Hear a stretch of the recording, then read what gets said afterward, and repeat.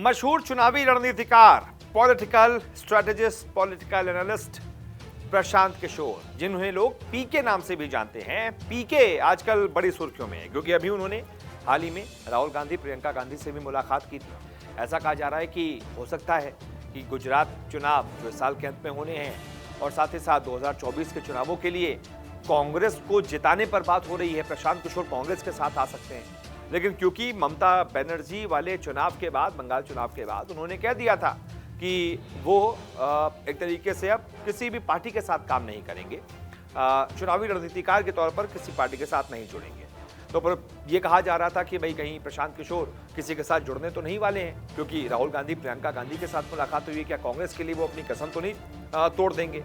वो सारी बातें अभी बीत गई हैं क्योंकि उस बारे में कोई अपडेट नहीं आई है। लेकिन बड़ी सुर्खियों में रहे हैं प्रशांत किशोर इस वक्त के बीच, और इसी वजह से कई बड़े बड़े चैनल्स उनका इंटरव्यू कर रहे हैं। दैनिक भास्कर ने भी उनका इंटरव्यू किया है और दैनिक भास्कर से इंटरव्यू में कुछ बातें निकल कर आई हैं जो बहुत ज्यादा अहम है, जो आपके लिए भी जानना बहुत ज्यादा अहम है। खासतौर पर प्रधानमंत्री नरेंद्र मोदी अनबीटेबल क्यों हैं, इस सवाल का जवाब प्रशांत किशोर ने क्या दिया है, यह आपके लिए जानना बड़ा जरूरी है। प्रशांत किशोर के मुताबिक पीएम मोदी अनबीटेबल नहीं है।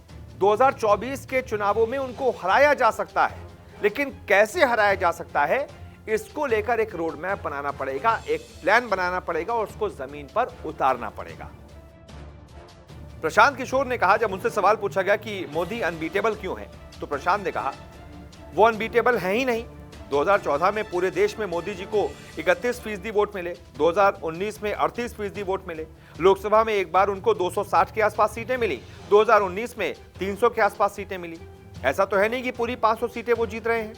विधानसभा स्तर पर देखेंगे तो देश में 50% जनसंख्या आज बीजेपी शासित राज्यों में है, 50 से थोड़ा कम ही है। देश में 4000 से ज्यादा विधानसभा सीटें हैं और करीब 1800 बीजेपी विधायक हैं। तो यह कहना कि हर व्यक्ति बीजेपी को वोट कर रहा है, ऐसा सही नहीं है। हाँ, यह जरूर है कि जितने लोग वोट कर रहे हैं उसमें सबसे बड़ा प्रपोर्शन उनको वोट कर रहा है। अनबीटेबल नहीं है। इसका एक और तथ्य यह है कि मोदी 2014 में जीते, 2015 में दिल्ली में हारे, 2015 में बिहार में हारे, 2016 में सिर्फ असम जीत पाए, दूसरे राज्यों में भी भाजपा अच्छा नहीं कर पाई। पिछले 7 साल मोदी जी का डोमिनेंट एरा रहा है, लेकिन इसमें शायद ही कोई ऐसा साल होगा जब वो चुनाव ना हारे। हालांकि चुनाव हारने के बाद भी सबसे ज्यादा चुनाव जीतने वाली जो पार्टी है वो बीजेपी ही है, इसमें कोई दो मत नहीं है। लेकिन सबसे ज्यादा चुनाव जीतना और सभी चुनाव जीतना ये एक बात नहीं है। फिर सवाल पूछा गया कि क्या उनका ये डोमिनेंस अभी बना रहेगा, तो जवाब दिया पीके ने कि एक बार जब कोई पार्टी इतनी बड़ी हो जाती है तो उसको 30% या इससे ज्यादा वोट मिले तो उसे आप विश अवे नहीं कर सकते। इसका मतलब ये नहीं कि वो चुनाव हारेगी नहीं, पार्टी चुनाव हार सकती है, लेकिन देश की राजनीति में भाजपा एक बड़ी ताकत के रूप में बनी रहेगी आने वाले कई सालों तक, इसमें कोई दो मत नहीं है। जैसे स्वतंत्रता के बाद करीब 40-50 सालों तक कांग्रेस के इर्द गिर्द ही राजनीति चली थी, इसका मतलब यह नहीं कि कांग्रेस कभी चुनाव नहीं हारी। हालांकि इस इंटरव्यू में सवाल तो बहुत सारे थे, लेकिन उसमें से मुख्य जो ये सवाल था प्रधानमंत्री मोदी को हराने के बारे में, बीजेपी को हराने के बारे में, वो आपके लिए जानना बड़ा जरूरी था। और प्रशांत किशोर ने एक तरीके से यह बता दिया है कि बीजेपी सिर्फ चुनाव जीत रही है, ये एक सच नहीं है। बीजेपी चुनाव जीत रही है, ये एक सच है। सारे चुनाव जीत रही है, ये सच नहीं है। बहुत सारे विधायक हैं, 4000 से ज्यादा सीटें विधानसभा की, उसमें से सिर्फ 1800 बीजेपी विधायक हैं, बाकी सभी तो दूसरी पार्टियों के हैं।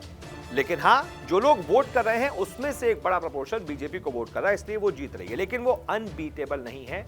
2024 के चुनावों में उसको हराया जा सकता है, इसका एक फॉर्मूला प्रशांत किशोर ने दे दिया है।